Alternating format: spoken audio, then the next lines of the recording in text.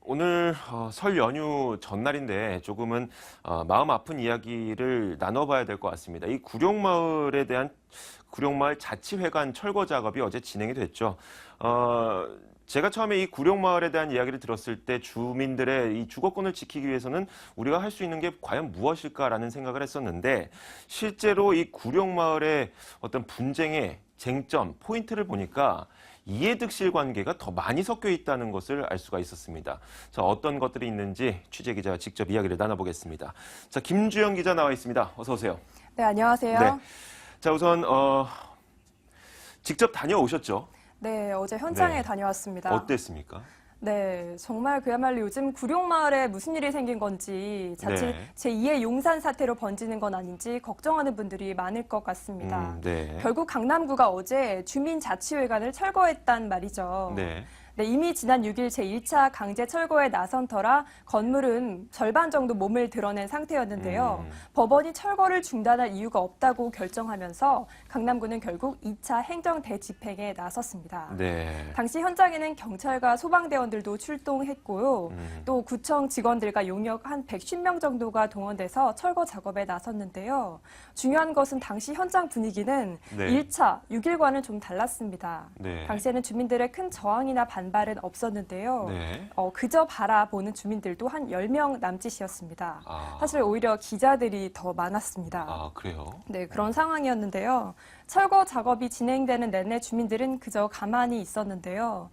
주민들은 1차 철거 당시 반발했던 것은 아직 사법부의 판단이 나오지 않은 상태에서 네. 강남구가 액션을 한 것에 대한 반발이었지 큰 의미는 없었다고 설명했습니다. 네. 주민들의 이야기 한번 들어볼게요. 네. 에 대한 존중을 할 거고요. 저희 주민들이 사실상 이 건물의 주인은 아닙니다. 이 건물의 주인은 다른 분이고 다만 저희가 이곳을 이용했기 때문에 그분에게도 많은 피해를 드린 것 같고요. 저희들은 이제 더 이상 뭐 강남구청이든 저희들의 어떤 그에 대해서 어떤 불만을 갖고 있는 분들에게 나쁜 이미지를 더 이상 들고 싶지는 않아요. 어떤 억울함이 있다면 공식적이고 합법적인 절차를 통해서 저희들이 방법을 통해서 주민들의 뜻을 모아서 의견서를 제출할 거고요. 다만 이제 개발에 관련돼서는 아직 구체적인 내용, 주민들에게 어떠한 것을 제공하겠다는 내용이 없기 때문에 그 내용이 나올 때까지 기다렸다가 주민들의 뜻을 모아서 그 부분에 관해서도 추후에 대처해 나갈 겁니다. 알겠습니다. 우선 저희가 이야기를 더 진행하기에 앞서서 이 구룡마을에 어떤 이해득실이 있는지 간략하게 좀 제가 정리를 해드리고 그 다음에 넘어가도록 하겠습니다. 우선 이 구룡마을에는 두 개의 아주 큰 세력이 있다고 합니다. 먼저 첫 번째가 자치주민회, 그리고 두 번째 세력이 마을자치회인데 이 자치주민회가 바로 이 주민회관을 철거를 반대했던 사람들이고요. 그리고 마을자치회가 이 자치회관의 철거를 찬성했던 분들인데 여기에 어떤 이해득실이 있냐면요. 우선 자치주민회는 강남구와 서울시가 추진하려고 하는 공영개발을 반대하는 사람들입니다. 말하자면 민영개발을 주장하는 사람들인 거죠.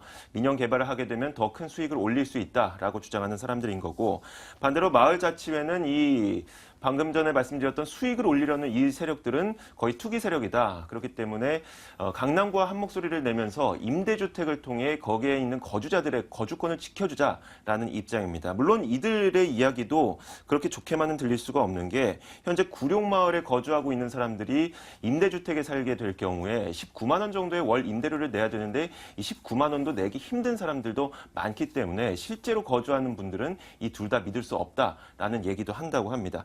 자, 이런 이해득실이 있다는 거 먼저 재반 상황으로 깔아놓고 이야기를 좀 더 진행해 보도록 하죠. 자, 이 구룡마을 자치회관은 사실 그 마을의 상징인데 강남구가 이렇게 충돌을 빚으면서까지 철거한 이유가 있지 않습니까? 정리해 주시죠. 네, 그렇습니다. 네. 강남구의 입장은 이렇습니다. 주민자치회관은 애초에 농산물 직거래 점포로 신고가 됐는데 토지주 그리고 토지주와 연관된 사람들이 사실상 사무실로 이용하고 있기 때문에 불법 건축물로 규정해서 이번에 철거를 강행하게 되었다는 것이죠. 근데 이에 대해서 이 주민자치회 측 주민들은 강남구가 구룡마을 개발과 관련해서 이른바 길들이기에 나섰다 이렇게 보고 있습니다.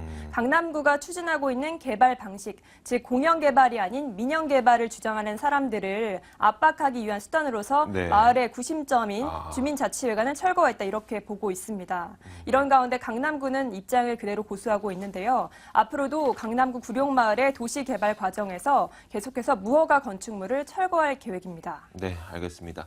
자, 이 구룡마을에 거주하고 있는 사람들의 어떤 방금 제가 말씀드렸던 그 세력에 대한 네. 그 구분을 조금 더 자세하게 구체적으로 좀 도와주실까요? 네, 말씀하신 대로 구룡마을에는 지금 1000가구, 주민 수는 2000여 명, 정확히 네. 1970명이 거주하고 있는데요. 이 주민 자체가 하나의 목소리가 아닙니다. 말씀하신 대로 주민마을자치회가 있고 주민자치회가 있는데요. 주민자치회의 성격을 두고 논란이 일고 있습니다. 네. 여기에 대해서 주민자치회 측 입장은 99년에 구룡마을에 대형 화재 사건이 발생했는데 당시 마을자치회가 대응을 좀 미숙하게 해서 여기에 반발한 사람들이 나와서 차린 것이 주민자치회다 이렇게 주장을 하고 네. 있거든요. 왜냐하면 주민자치회는 90년대 후반 즉 2000년대쯤에 늦게 생긴 것이고 앞서 80년대 마을자치회가 먼저 있었거든요. 여기에 대해서 마을자치회 그리고 강남구 측은 아니다. 주민자치회라는 것이 토지주 그리고 토지주와 관련된 사람들이 민영개발을 추진하기 위해서 불법으로 만든 단체이지 절대로 주민을 위한 기구가 아니다 이렇게 주장을 하고 있습니다. 네, 지난 16일 현장에도 주민자치회 그리고 마을자치회 대표자들이 모두 나와 있었는데요. 이번에는 마을자치회 쪽 입장도 한번 들어보겠습니다. 네. 마을자치회장하고 전 이 협의를 하려고 했어요. 근데 마을에서는 그건 되지 않는 거다. 사기다. 라고 해서 거부를 했습니다. 그 사람을. 그러다 보니까 자칭 자기들이 주민자치회라는 단체를 만들어요. 불법단체를 만들어서 대표 기금량 지금까지 17년 동안을 해온 겁니다. 굉장히 그 구룡마을을 둘러싼 갈등이 끊이지 않고 있는데 주민들의 목소리도 상당히 엇갈리고 있으니까 어떤 주민들의 대응도 그렇게 힘을 내지 못하고 있는 그런 네. 모양새인 것 같네요. 자, 그런데 여기에는 구룡마을이 태생적으로 이런 분쟁이 생길 수밖에 없는 네. 이유가 있다면서요. 히스토리가 있는 것 같아요. 네, 그렇습니다. 네. 구룡마을이 어떻게 생겨난 마을인지 한번 짚고 네. 넘어갈 필요가 있는데요. 구룡마을은 지난 1980년대에 개포동 주공아파트 건설 과정에서 생긴 이주민들이 구룡산 기슭에 모여 살기 시작하면서 형성된 마을입니다. 네. 그때 이주민들이 살고 있는 이 땅, 즉 땅 주인들은 따로 있고요. 네. 주민들은 이 주인이 있는 땅에 비닐하우스나 판자촌을 형성해서 살고 있었습니다. 그런데 이제 여기가 강남 요지의 땅이잖아요. 네. 개포동 주공아파트 그렇죠. 주변에 있는 땅인데 개발 이야기가 예전부터 솔솔 나왔단 말이죠. 네. 그러면서 땅 주인과 주민들의 갈등이 불거져 나왔고요. 이 과정에서 주민 사이에서도 토지주와 관련된 쪽 그리고 순수하게 거주민 쪽 이렇게 주민들이 두 개 단체로 나뉘었다 이렇게 이해하시면 될 것 같습니다. 네, 알겠습니다.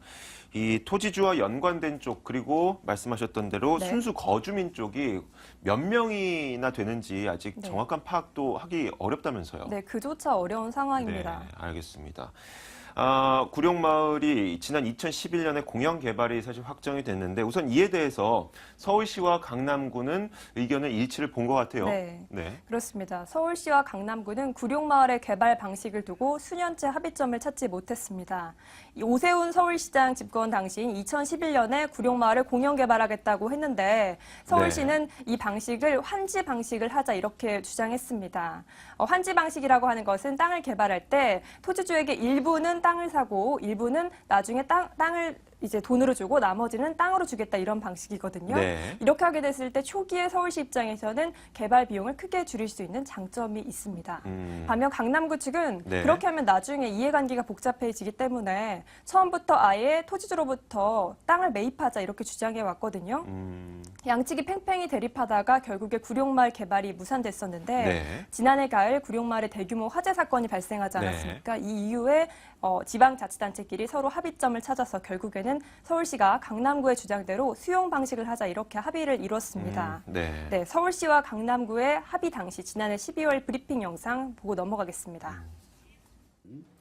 구룡마을의 내일과 주민을 위해 강남구가 제안한 수용 방식을 대승적인 차원에서 전격 수용하기로 했습니다. 서울시의 결정을 환영하며 구룡마을터에 거주민을 위한 공공주택을 지어서 재정착하게 하고 네. 과연 이 구룡마을이 앞으로 어떻게 될까가 가장 궁금합니다. 실제로 구룡마을에 거주하고 계시는 실거주자분들은 어떻게 될 것이며 이 네. 구룡마을의 미래를 어떻게 점치고 있습니까? 네, 일단 구룡마을은 개발이 되어야 하지 않습니까? 네. 궁극적으로 서울시와 강남구는 구룡마을을 한 2017년경 개발을 하겠다는 계획입니다. 이에 앞서서 강남구와 서울시 측은 일단은 도시개발구역으로 다시 지정하는 일이 가장 급선무거든요. 네. 서울시와 강남구는 이르면 상반기, 늦어도 7월까지는 구룡마을을 다시 도시개발구역으로 지정하고 본격적으로 개발 계획을 수립할 예정입니다. 네. 현재 양측의 실무 협의가 진행 중입니다. 동시에 중요한 것이 토지 보상 문제입니다. 네. 토지주들의 협상을 어떻게 이끌어 나갈 것인지가 중요한데요. 지금 토지주들은 당연히 환지 방식을 원하고 있습니다. 네. 나중에 땅값이 오르면 엄청난 시세 차익을 거둘 수 그렇죠. 있기 때문인데요. 이 부분과 관련해서 토지주의 반발이 예상돼 앞으로 많은 난항이 예고되고 있습니다. 또 말씀하셨다시피 중요한 것이 지금 당장 살고 있는 거주민들을 위한 이주 대책입니다. 네. 강남구와 서울시는 이주민들을 위한 임대주택 마련이라든지 이 부분에 대해서도 대책을 마련해야 하는데 주민들조차 지금 하나의 목소리로 취합이 되지 않고 있어서 개발까지 많은 숙제가 남아있는 상황입니다. 네. 구룡마을에 거주하시는 분들의 어떤 조금 전 말씀하셨던 연대기를 들어보니까 1980년대 개포동 주공아파트 건설 과정에서 네. 주거지가 밀린 거잖아요. 네, 그렇죠. 근데 이번에 또 한 번 구룡마을 개발을 통해서 주거지가 밀릴 위기에 또 처해 네. 있는 것 같습니다. 네. 실제로 거주하시는 분들에게는 좀 거주권이 잘 지켜졌으면 좋겠다는 바람이 있습니다. 자, 오늘 이야기 여기서 마무리 짓도록 하죠. 김주영 기자와 함께 이야기 나눠봤습니다. 오늘 말씀 고맙습니다. 네, 고맙습니다.